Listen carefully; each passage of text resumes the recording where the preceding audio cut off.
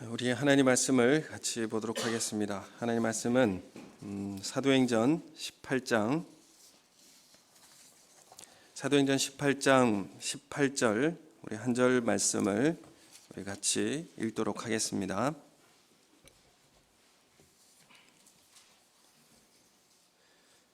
신약성경 사도행전 18장 18절 말씀 한 절을 우리 같이 보도록 하겠습니다. 우리 같이 한 목소리로 같이 읽겠습니다. 시작. 바울은 더 여러 날 머물다가 형제들과 작별하고 배 타고 스리아로 떠나갈새 브리스길라와 아굴라도 함께 하더라. 바울이 일찍이 서원이 있었으므로 갱그리아에서 머리를 깎았더라. 아멘. 반갑습니다. 우리 앞뒤 제보에 계시는 우리 성도님들 같이 인사하겠습니다. 사랑합니다. 축복합니다. 오늘 오랜만에 오신 우리 장로님도 계시고 또 권사님, 우리 성도님들 다 반갑고 사랑하고 축복합니다. 우리 가정에서 온라인으로 예배를 함께 들으시는 모든 분들에게 우리 함께하는 공동체의 은혜가 우리 오늘 있기를 예수님의 이름으로 소원합니다. 오늘 주일은 종교개혁 주일로 하나님 앞에 예배를 드립니다. 우리가 종교개혁을 통해서 우리 개혁교회가 세워지게 되었는데, 종교개혁의 정신을 우리 이 시대에 우리가 다시 세워내고 다시 새롭게 이 정신으로 출발할 수 있는 은혜가 우리 가운데 있기를 원합니다. 오늘 말씀을 보면서 하나님 앞에, 말씀 앞에 새로운 출발이 우리 가운데 있기를 원하고, 또 코로나 팬데믹도 이제 다음 달부터는 함께 위드 코로나로 이렇게 가게 되는데, 점차적으로 우리 교회에 우리의 신앙도 다시 회복하고 하나님 앞에 새롭게 준비할 수 있는 그런 시간들이 우리 가운데 되어지기를 또한 다짐해 보는 시간이 되기를 원합니다. 오늘 말씀에 보면 사도 바울은 2차 전도 여행의 이제 마무리를 요약하고 마무리하고 있습니다. 고린도를 떠나면 이제 어디로 갈 것인가 하면 수리아 안디옥, 그러니까 시리아 지역에 있는 이스라엘 위쪽에 있는 그 안디옥으로 이제 귀환하려고 하는 그런 내용이고, 귀환함으로 이제 2차 전도 여행은 이제 끝이 나게 됩니다. 그런데 배를 타고 이제 수리아 안디옥으로 가는 그 여정에 잠깐 에베소에 들리게 됩니다. 그런데 이 여정을 떠나려고 할 때에 브리스길라와 아굴라 부부가 함께 떠나려고 합니다. 그래서 이 브리스길라 아굴라 부부는 같이 이제 바울과 배를 타고 에베소에 도착하게 되고, 바울은 에베소에 잠깐 이제 머물다가 떠나가게 되지만 이 부부는 그 에베소 지역에 남게 됩니다. 남게 되고 이제 바울은 다시 3차 전도 여행을 떠날 때에 에베소로 들리겠다 이렇게 약속을 하고 이제 바울은 떠나가게 되죠. 그래서 1년 6개월 동안 고린도 지역에서 복음을 전하고 또 교회를 세우는 이런 사역을 브리스길라 아굴라 부부와 함께 천막 만드는 일을 하다가 함께 하였고, 또 아마도 1년 6개월 동안 그 지역에서 이 부부가 천막 만드는 일을 계속했기 때문에 아마 로마에서 추방되었다가 그곳에 머물면서 이 사업을 그 고린도 지역에 시작했지만, 아마도 처음에는 여의치 않았지만 한 1년 6개월이 지나는 동안 그 사업도 정착하고 점점 나아진 그런 상황이었을 것입니다. 걱정도 좀 덜하고 이제는 이 고린도 지역에서 천막 만드는 일을 가지고 이제 살아갈 수 있을 것이다 라고 하는 그런 안정기에 접어들었을 것입니다. 그런데 이 부부는 바울이 에베소 지역으로 떠나간다는 소식을 알고 지금 정착한 이 고린도에서 떠나서 정리하고, 아마 고린도 지역에 이 천막 만드는 일들을 남겨두고 이제 다시 에베소에 가서 그 일을 시작하려고 같이 떠나가는 이 부부의 모습을 우리가 보게 됩니다. 그래서 바울과 함께 기꺼이 에베소의 지역으로 가서 그래서 복음의 사역을 또 이후에 함께 하기 위하여서 떠나가는 이 부부의 모습을 우리가 보게 되는데, 바울이 오늘 말씀에 보면 갱그리아에서 머리를 깎았더라 이렇게 기록을 하고 있습니다. 왜 바울이 이 갱그레아라고 하는 이 지역은 고린도 옆에 있는 항구 도시입니다. 그래서 배를 타려면 갱그레아로 가야 되는데 이 갱그레아에서 이제 배를 타려고 하면서 머리를 깎았더라 이렇게 기록하고 있습니다. 머리를 깎았다라고 하면 이 서원이 있었다라고 이제 18절에 나오기 때문에 바울이 어떤 서원을 했을까라고 한번 살펴보게 된다면 아마도 나시린 서원을 했던 것으로 그렇게 생각되어집니다. 민수기 6장에 보면 나시린으로 서원할 때 어떤 규례를 가지고 해야 될지 자세히 나와 있는데 우리가 이 나시린들을 구약 성경이나 신약 성경에도 우리가 잘 알고 있습니다.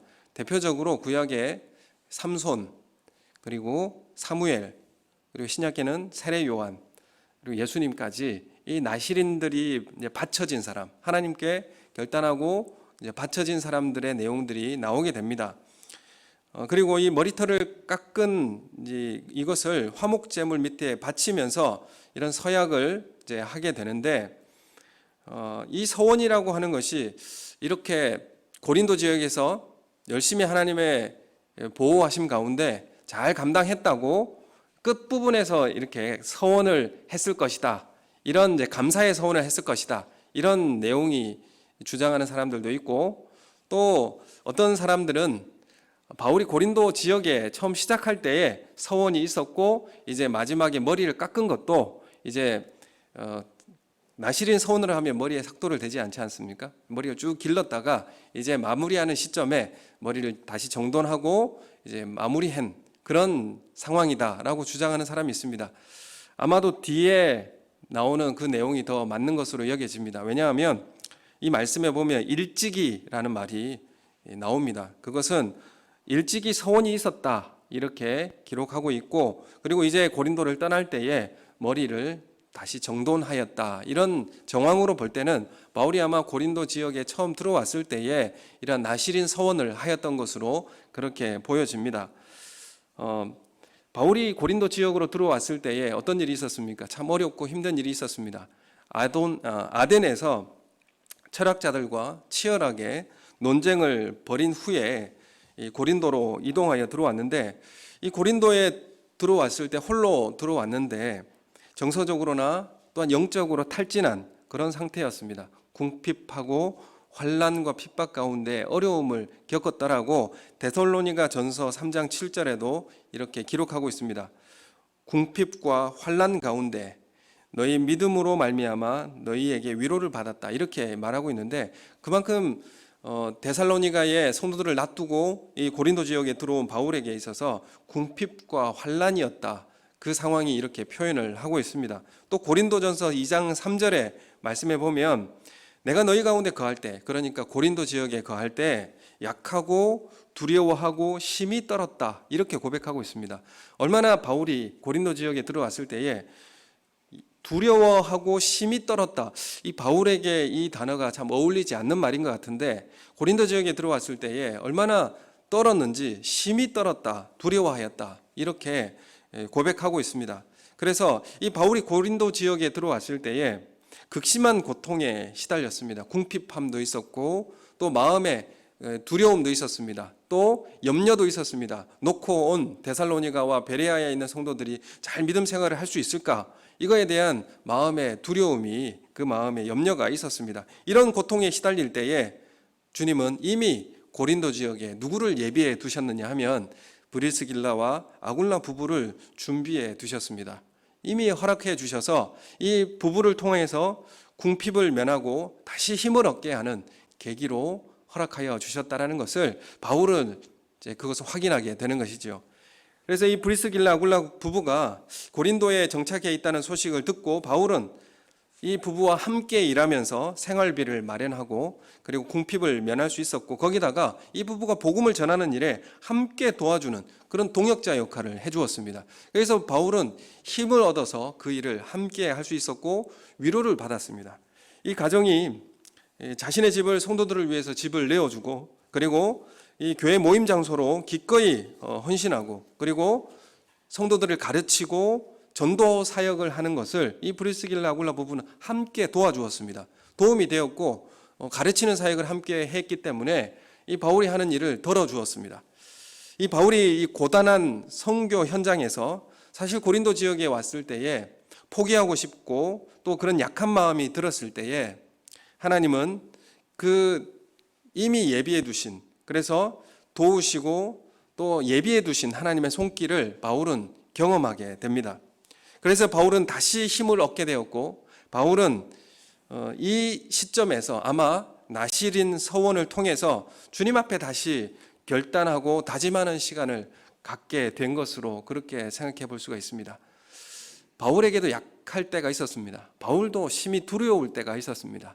여러분, 우리에게도 참 어려운 삶의 현장 가운데서 놓고 싶을 때가 있고, 또 잠수 타고 싶을 때가 있고, 또 인간관계의 그런 고통 가운데서 피하고 싶은 마음이 우리에게도 얼마나 많이 있습니까? 그리고 이걸 놔버리고 싶은 마음도 많이 생기고요. 바울이 어떤 사람인가요? 그 복음을 위해서 자신의 생명까지도 귀하게 여기지 않겠다고 선언했던 이 바울도 약해지고 연약해질 때가 있었습니다. 그런데 그때에 주님은 이미 브리스길라 아굴라 부부를 예비해 두셔서 바울을 위로해 주셨고 다시 힘을 얻게 해 주셨습니다. 바울은 이때에 하나님 앞에 다시 서원합니다. 하나님, 내가 다시 시작하겠습니다. 내가 다시 하나님 앞에 결단하겠습니다 하면서 나실인 서원을 하게 된 것이죠. 이런 결단을 통하여서 고린도에서 1년 6개월 기간 동안에 그 사역을 쭉 이어갈 수가 있었고, 또 이 고린도 지역에는 어떤 일들도 있었습니까? 소스데네를 비롯한 유대인의 이 조직적인 핍박 가운데서도 흔들리지 않고 이 선교 사역을 마무리할 수 있었습니다. 나중에 고린도전서 1장에 보면 이 소스데네라고 하는 회당장이, 그 소스데네가 나옵니다. 아마도 이 소스데네가 회당장으로 바울을 심히 괴롭혔는데 나중에 매를 심하게 맞고 난 다음 어떤 일이었는지 밝히고 있지는 않지만 이 소스데네도 교회의 일원으로 예수 그리스도를 영접한 사람으로 그렇게 변해 있지 않았을까. 이 고린도전서 1장에 바울이 기록하고 있기 때문에 아마 그런 변화를 아마 경험했지 않았을까 이렇게 추측을 해봅니다. 바울이 이러한 서원을 통하여서 하나님께서 나를 여전히 지켜주시고 있고 여전히 나를 인도하고 계시구나라고 하는 것을 깨달았을 때에 바울은 다시 하나님 앞에 마음을 다잡고 다시 출발하겠다고 나실인 서원을 하게 되는 것입니다. 우리가 나실인 서원이라고 할 때 지켜져야 할 규칙들이 세 가지가 있습니다. 민수기 6장에 보면 그 규례가 나오는데 여러분 잘 아십니까? 첫 번째는 포도주와 독주를 가까이 하지 않습니다. 먹지 않는다는 뜻인데, 이것만 먹지 않는 것이 아니라 포도의 소산, 그러니까 씨나 껍질까지도 입에 대지 않는 것입니다. 그리고 두 번째는 머리에 삭도를 대지 않고 길러야 하고, 또 세 번째는 부정한 것에 가까이 손을 대거나 가까이 하지 않는, 그래서 부정한 것이 이제 시체 같은 것, 그런 것들을 가까이 하지 않는 그런 규례가 세 가지 규례가 있었습니다. 그래서 시체를 가까이 하지 말라는 명령에는 그 부모, 형제, 자매가 죽을 때라도 그로 인해 몸을 더럽히지 말라 이렇게 말씀을 하고 있습니다. 그래서 이 두 번째 규례 보면 머리에 삭도를 대지 않은 이 규례는 머리가 장발이 되고, 그리고 장발이 되었을 때에 이제 1년 6개월이 지난 다음 갱그레아에서 배를 타고 떠날 때에 그 장발을 이제 단정하게 잘랐다라는 의미가 거기에 되는 것이죠. 그래서 머리를 기른다는 것, 삭도를 대지 않는다는 그런 의미는 하나님의 지배, 다스림을 받겠다 그런 의미가 있고, 또 이 머리카락은 유대인들에게 있어서는 생명과도 같이 여기는 것이었기 때문에 머리카락을 자르지 않는다 이런 의미는 또한 내 목숨을 하나님 앞에 기꺼이 드리겠다 이런 의미가 삭도를 대지 않는다는 의미 가운데 담겨 있습니다. 그리고 이 술을 먹지 않는다, 포도주를 먹지 않는다, 이건 어떤 의미가 있습니까? 포도주의 지배를 받지 않겠다 그런 의미가 있습니다. 그러니까 술이라고 하는 건 취하게 하고 우리는 성령에 취해서 살아가야 하는 사람이지 않습니까? 그 말은 성령의 지배를 받아야 하는 사람이라는 것이죠. 그래서 술에 지배받는 삶이 아니라 성령의 지배를 받아 살겠다라고 하는 결단이, 그러니까 하나님의 통치와 지배를 받고 살아가겠다 그런 결단이 바로 이 포도주를 금하는 일 가운데 담겨 있는 내용입니다. 전체적으로 살펴보면 내가 하나님의 것이라고 하는 선언입니다. 이 나실인 선언은 내가 하나님의 것이 되겠다. 나는 내 것이 아니고 하나님의 것입니다. 목숨까지도 하나님의 것입니다. 라고 하는 그런 선언이 되고, 그래서 나실인은 하나님의 것으로 구별되었다라는 그런 선언의 모습이었다는 것을 우리가 알게 됩니다. 그래서 내 생명을 하나님 앞에 드리고, 그리고 하나님의 통치를 받겠다. 하나님 인도하시는 대로 내가 살아가겠다. 이런 결단을 하게 되는 것이죠. 바울이 고린도에서 하나님의 인도하심을 경험하고 하나님이 나와 함께 하신다는 사실을 깨달았을 때에 하나님 앞에 다시 이런 서약을 선언을 하게 되는 것이죠. 바울이 고린도에 머문 1년 6개월 동안 그러면 포도주를 먹지 않았을 것입니다. 그리고 머리에 삭도도 되지 않았을 것입니다. 당시에 이 포도주를 먹지 않는다는 것은 우리가 금주한다는 그런 의미가 아니라 우리가 술, 담배를 안 하는 우리의 모습과 좀 다른 의미입니다. 왜냐하면 당시 빵과 포도주를 먹는 것은 그 지역의 식사 문화였습니다. 식사 문화라는 것은 우리가 햄버거나 피자를 먹을 때 탄산음료를 먹는 것과 항상 먹듯이 먹는 것이었습니다. 그것은 식사를 할 때 곁들여 먹어야 하는 그런 음식이었습니다. 왜냐하면 그 지역에 석회수가 나오기 때문에 물이 좋지 않기 때문에 건강에 좋지 않아서 포도주를 먹는 것입니다. 그래서 유럽의 대부분의 나라들이 석회수가 나오기 때문에 와인이나 맥주가 발달한 이유도 바로 거기에 있습니다. 음료로 먹어야 되기 때문에 이 포도주와 또 맥주를 먹은 것입니다.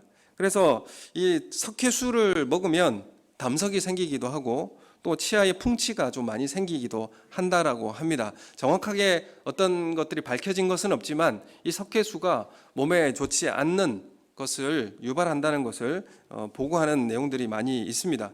그래서 바울은 이 고린도에서 나실인 서원을 했다라고 하는 것은 어떤 의미입니까? 포도주를 끊었다라고 하는 의미이고, 포도주를 끊었다라고 하는 의미는 무엇입니까? 석회수를 마시겠다라는 의미가 거기에 담겨 있는 것이죠. 그래서 바울은 사실 1차 전도 여행을 통해서 볼 때에 목숨을 걸어놓고 목숨을 바치면서 이 높은 산맥을 넘어서 비시디아 안디옥으로 그 2주간의 여행을 여행합니다. 왜냐하면 거기에는 강도 때도 있고 질병의 위험도 있었습니다. 그것을 각오하고 그 타우루스 산맥을 넘어서 비시디아 안디옥으로 가는 그런 결단을 하게 되었고, 또 루스드라에서는 돌에 맞아 죽더라도 결연한 마음으로 복음을 다시 전했습니다. 이러한 결단이 있었던 사람이 누구냐 하면 바울이었습니다. 이런 결연한 마음이 있었던 사람이 바울이었습니다. 그래서 예수 그리스도의 십자가 복음을 위해서는 목숨조차도 귀하게 여기지 않았던 바울이 왜 고린도에서는 연약해져서 마음이 두려움이 있고 그래서 다시 다짐하고 생명의 서원을 하게 되는가? 우린 다시 한번 살펴볼 필요가 있습니다. 이렇게 강인하게 살아왔던 바울도 약해질 때가 있었고 두려울 때가 있었습니다. 그런데 그때에 바울은 고린도에서 다시 다짐하고 생명의 소원을 하나님 앞에 드리게 됩니다. 내 목숨은 하나님의 것입니다 라고 다시 하나님 앞에 기도하고 결단하는 시간을 갖게 되는 것입니다. 바울에게 이렇게 할 필요가 있을까? 우리는 한번 생각해 볼 필요가 있습니다. 자신이 유대인으로서 소유할 수 있었던 모든 것은 다 가졌던 사람인데 그것을 다 버려버리고 예수 그리스도 안에서 복음을 전하는 그 사도로서 삶을 살았는데, 그렇게 결단한 사람이 또다시 결단할 필요가 있을까? 우리가 한번 생각해 볼 필요가 있는 것이죠. 바울이 고린도 지역에서 자신이 연약해지고 어렵고 두려워졌을 때에 믿음의 도약을 위해서 결단이 이렇게 필요했다라고 한다면, 여러분 우리에게는 얼마나 더욱 이러한 결단과 우리의 다짐이 필요하겠습니까? 여러분 우리에게 있어서도 이러한 다짐과 헌신의 결단이 우리에게도 필요하지 않겠습니까? 바울의 이 그 허약해진 신앙을 다시 바로잡기 위해서 바울은 해로운 석회수를 마시는 불편함을 감수하기로 결심합니다. 여러분 우리의 신앙이 나태해지고 오늘 요즘에 너무 허약해지고 있지는 않습니까? 여러분 우리가 이때에 바울이 다시 몸에 해로운 석회수를 마실지언정 하나님 앞에 다시 마음을 다잡고 하나님 앞에 서겠다라고는 결단을 바울도 하였는데, 여러분 우리는 오늘 이 시대에 하나님 앞에 다시 결연한 마음으로 결단하고 하나님 앞에 헌신하겠다라고 하는 다짐을 우리에게도 필요하지 않겠습니까? 영적 도약을 위해서 우리에게 새로운 다짐이, 결단이 필요합니다. 하나님의 역사를 이루시기 위해서 하나님은 아브라함이 본토 친척과 아비의 집을 떠나게 하였던 것처럼 우리에게도 하나님의 새로운 역사를 위해서 새로운 출발이 필요합니다. 지금 우리가 살고 있는 이 시대가 고린도와 같은 그런 불순종과 타락과 우상 숭배가 가득한 소돔 성과도 같은 그런 모습입니다. 소돔 성에서 단지 그냥 입술의 고백만으로 멸망을 피할 수 있었던 것은 아닙니다. 소돔 성에서 구원을 얻기 위해서는 뒤를 돌아보지 말고 거기서 나와야 했습니다. 이것은 과거와의 결별이 필요하다는 것입니다. 바울이 이 나시린의 서약으로 믿음의 수준을 다시 다잡았던 이 바울의 서원처럼 우리에게도 석회수를 마실지언정 그리스도인으로서 금해야 할 것, 끊어야 할 것을 과감하게 도려낼 수 있는 그런 결단으로 새롭게 출발하는 우리 성도님들이 되시기를 소원합니다. 여러분, 우리가 석회수를 마시는 것은 몸에 해롭다는 건 다 알고 있습니다. 우리가 주일날 시간을 내서 주님 앞에 나와 예배를 드리고 하루를 다 할애해서 주님 앞에 드린다는 건 세상 사람들은 이해할 수 없습니다. 여러분, 우리가 하나님 앞에 우리 영적 믿음의 수준을 다시 다잡도록 하나님 앞에 다시 바울이 결단했던 것처럼 우리에게도 이러한 새 출발이 필요합니다. 여러분, 우리에게도 우리의 몸이 해롭게 되더라도 우리의 삶이 세상 사람들이 보기에 박수 받는 일이 없다고 할지라도 우리에게 하나님 앞에 다시 끊어야 할 것을 과감하게 끊어내고 하나님 앞에 다시 금해야 할 것을 다시 금하는 그런 담대한 새로운 결단이 우리 가운데 필요한 시기입니다. 하나님 앞에 온전한 마음으로 하나님 앞에 시간과 삶을 구별해서 하나님 앞에 드리는 새로운 결단으로 주님 앞에 나오시는 우리 사랑하는 우리 성도님들 되시기를 예수님의 이름으로 축원합니다. 오늘 우리 종교개혁주일로 주님 앞에 하나님 앞에 예배 드리고 있습니다.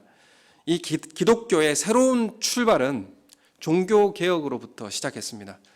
교회의 새로운 출발은 이 개혁으로부터 시작했는데, 여러분 우리 인생의 새로운 개혁도 이런 결단으로 새롭게 출발하는 시작이 있기를 원합니다. 루터가 이 종교개혁의 시작의 방아쇠를 당기는 그 요건은 그냥 때가 되어서 한 것은 아닙니다. 때가 되었기 때문에 종교개혁을 한 것이 아니라 이 루터를 통하여서 어떤 개혁에 대한 준비가 있었는지는 우리가 잘 한번 살펴볼 필요가 있습니다. 그냥 이 개혁이 하늘에서 뚝 떨어진 것이 아니라는 것을 우리가 알게 되는데, 이 루터의 종교개혁은 로마서 1장 17절의 말씀, 오직 믿음으로, 의인은 믿음으로 말미암아 살리라, 구원은 오직 믿음으로 말미암아 구원 얻는다라는 사실을 성경으로부터 깨달아서 이 면죄부 판매에 대한 반박문을 95개 조항의 반박문을 보내면서 시작된 것이 종교개혁이었습니다.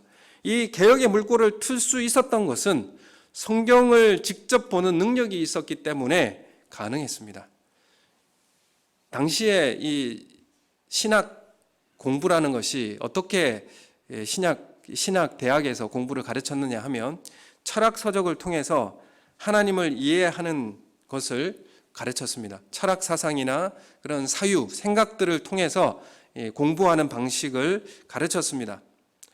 그런데 루터는 이 비텐베르크 대학의 신약 교수로서 철학 서적을 통해서 하나님을 이해하는 것보다는 말씀을 직접 읽고 해석하며 성경을 통해서 직접 계시된 하나님을 만나는 것이 얼마나 더 중요한 것인지를 가르쳤습니다.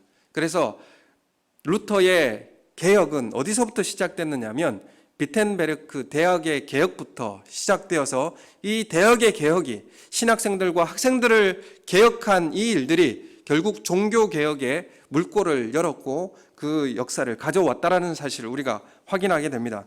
성경을 직접 읽고 묵상하고 이해하는 것, 이것은 목사에게만 필요합니까? 여러분, 이 시대에 개혁주의 교회, 개혁교회는 목사만 성경을 보는 것이 아니라 우리 모든 성도들이 함께 이 계시의 말씀을 직접 보고 이해하고 또한 묵상하고 하나님의 말씀을 듣는 것입니다. 이것이 개혁교회가 추구하는 그런 모습이었습니다.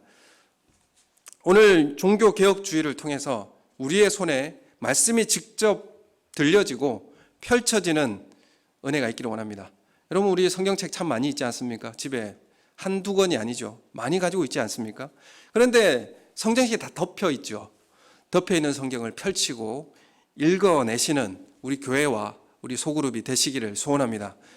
여러분, 교회의 미래는 그래서 목회자 양성에 있다, 이렇게 말씀드릴 수 있습니다. 비텐베르크 대학의 신학생들, 목회자 양성하는 그 대학을 개혁시킨 것이 개혁교회에 물꼬를 트게 되었던 그런 시초가 되었습니다. 그래서 목회자 양성이라고 하는 것이 얼마나 중요한가 거기에 담겨 있고, 또한 두 번째는 말씀을 우리가 직접 읽고 이해하고 그 말씀 가운데 하나님의 음성을 듣는다는 것, 이것이 얼마나 우리에게 소중한 것인지 우리가 깨닫게 되는 것입니다.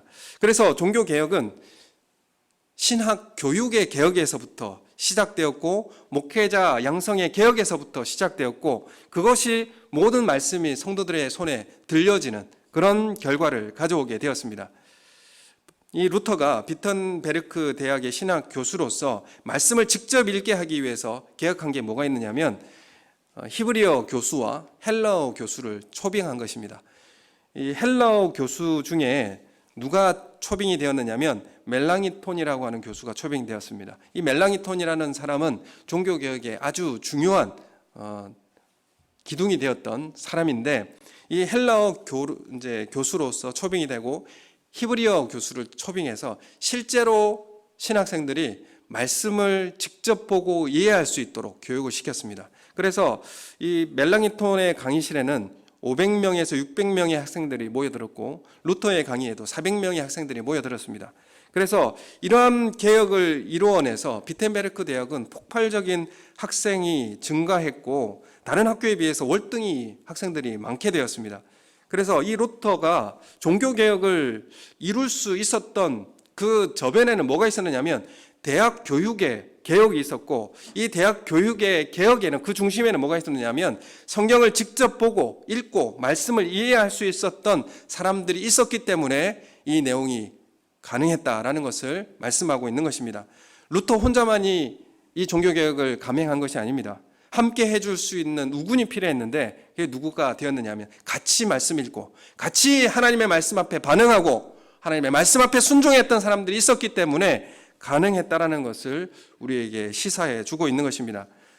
종교개혁의 시작은 1517년에 면죄부 판매를 비판하는 95개 조항의 반박문을 발표하면서 시작되었는데, 이것들을 신학생들과 모든 신학자들에게 보내고 그것들을 말씀 앞에서 이것이 옳은가, 돈으로 구원을 살 수 있는가, 이 문제에 대해서 반박한 것이었습니다. 그래서 이 비텐베르크 대학의 개혁은 성경으로 돌아가는 것, 말씀을 직접 보고 이해하는 교육이 강화가 이루어낸 개혁이었고, 이 개혁은 결국 어디로 가게 됐냐면 종교개혁으로 번지게 되었고 전 세계의 교회에 영향을 주는 일대의 사건이 되었습니다. 여러분, 우리가 왜 말씀을 보아야 하고, 또 우리가 말씀을 통해서 그 중심에 오직 말씀, 오직 믿음이라고 하는 구호가 어디서부터 생겨났는가? 그것은 말씀을 통해서 확인할 수 있었던 내용이었다라는 것입니다. 신앙의 출발점도 성경이고, 계시하시는 하나님의 말씀, 하나님을 만나는 것도 본문을 통하여서 하나님을 만나는 것이었습니다. 이것이 개혁의 출발이 되었습니다.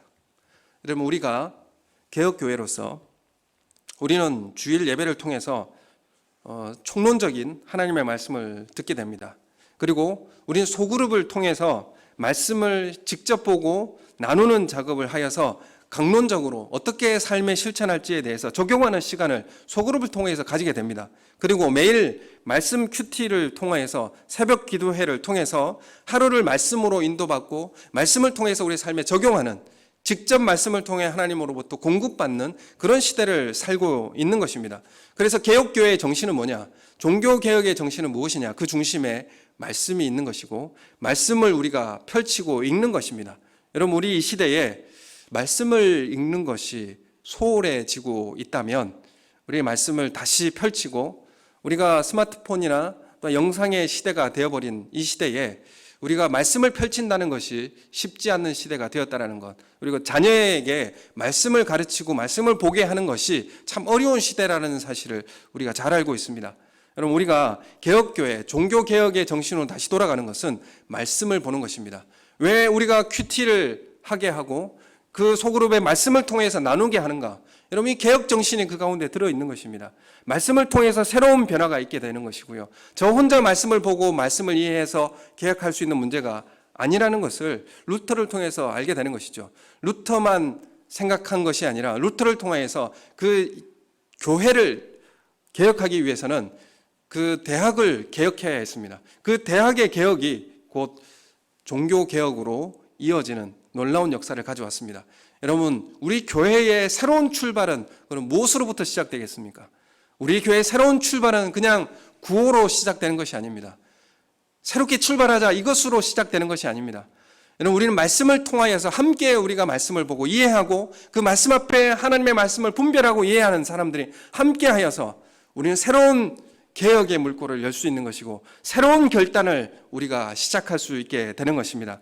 여러분, 말씀을 직접 읽고 연구하고 하나님의 계시의 말씀을 직접 듣고 순종하는 길을 열어내는 우리 성도님들이 되시기를 예수님의 이름으로 소원합니다. 여러분, 얼마나 성경책 읽고 있습니까? 말씀이 우리에게 너무나 흔하게 우리에게 책으로 주어져 있지 않습니까? 이것은 많은 사람들이 피로 우리에게 생명을 지불하고 우리에게 주어진 수여한 그런 혜택입니다. 말씀을 우리가 읽고 또 말씀 앞에 직접 반응하고 말씀을 이해할 수 있는 그런 능력을 배양하는 우리 성도님들 되시기 원합니다. 소그룹을 진행할 때에 이것을 배양하는 거예요. 매일 말씀을 보는 것도 하나님의 음성을 직접 듣고 제가 이렇게 설명해 줘야 이게 하나님의 음성이라는 것을, 하나님의 뜻이라는 것을 아는 것이 아니라 직접 하나님의 말씀 앞에서 서로 반응하고 또한 서로 나누면서 그것을 서로 함께 나누어 가는 것, 이 삶을 이루어 가는 것이 우리 교회 가운데 필요한 것입니다. 제가 윤석인 집사님을 가정을 신방하고 또 여러 번 신방하였지만 한 번은 윤석인 집사님이 몸이 불편하시고 또 거동이 좀 어려우신데 성경책을 제가 한번 펴봤습니다. 집사님이 읽었던 성경책이 여러 권이 있길래 펴봤는데 그 성경책에 형광색 펜으로 색깔을 칠해가면서 전체 성경이 다 칠해져 있더라고요. 그래서 하루에 읽은 분량 그리고 거기에 대한 은혜 받은 내용들 그런 걸 다 이렇게 색을 칠해놓고 성경책을 읽고 있는 이 집사님의 모습을 보고 저는 육신이 이렇게 자유롭고 편안하게 움직일 수 있는데 나는 말씀을 정말 가까이 나도 대하고 있는가? 그냥 설교를 준비하기 위해서 나는 말씀을 보고 있는 것은 아닌가? 다시 돌아보게 되었고, 여러분, 이 바울이 연약해진 자신의 나태해진 믿음을 다시 다잡기 위해서 석회수를 먹는 결단을 하고 하나님 앞에 다시 새 출발을 하게 되었습니다. 여러분, 이 시대에 우리가 누릴 수 있는 것 잠깐 중단하고 하나님 앞에 새로운 결단으로 말씀을 펼치고 하나님 말씀 앞에 다시 서겠다는 결단, 우리 가운데 새롭게 시작하는 오늘 하루가 되길 원합니다. 오늘 종교개혁주의를 통하여서 우리에게 주어진 이 말씀 다시 읽고 다시 실천하고 순종하는 그런 마음을 다시 다잡는 오늘 하루가 되기를 예수님의 이름으로 축원합니다. 우리 함께 기도하겠습니다. 하나님 아버지, 오늘 우리에게 말씀이 펼쳐지게 해주시고 하나님의 음성이 들려지게 해주시고 우리에게 새로운 출발이 필요합니다. 새로운 결단이 필요합니다. 하나님 말씀 앞에서 새로운 결단을 할 수 있도록 인도해 달라고 다 같이 함께 기도하겠습니다. 하나님 아버지, 은혜를 감사합니다. 우리가 마음이 연약해지고 또한 힘들고 어려울 때도 우리에게 찾아오게 됩니다. 하나님, 그럴 때일수록 하나님 앞에 믿음으로 다시 마음을 다잡고 새롭게 결단하는 시간이 되게 하여 주시고, 하나님, 우리가 마음을 결단하며 하나님 앞에 드릴 때에 하나님, 우리의 마음을 중심을 아시오니 이 마음을 지켜가게 해주시고 하나님 말씀에 순종할 수 있는 담대함도 우리 가운데 허락하여 주시옵소서. 바울이 갱그리아에서 머리를 머리카락을 잘랐던 것처럼 하나님, 우리도 주님 앞에 아버지 서원하며 다시 주님 앞에 결단하는 새로운 출발이 있게 하여 주시옵고, 아버지 잃어버렸던 또한 과거의 옛 습관들을 아버지 청산하고 새롭게 출발하는 시간이 우리 가운데 있게 하여 주시고, 우리 개인과 우리 교회도 새롭게 출발하는 계기가 되게 하여 주시옵소서. 오늘 받은 은혜대로 하나님 앞에 다짐하고 결단한 모든 것들이 이루어지게 하여 주시고, 하나님 앞에 온전히 부어바쳐 드리는 온전한 예배로 나아가게 하여 주시옵소서. 감사함을 드리옵고 예수님 이름으로 기도드립니다. 아멘.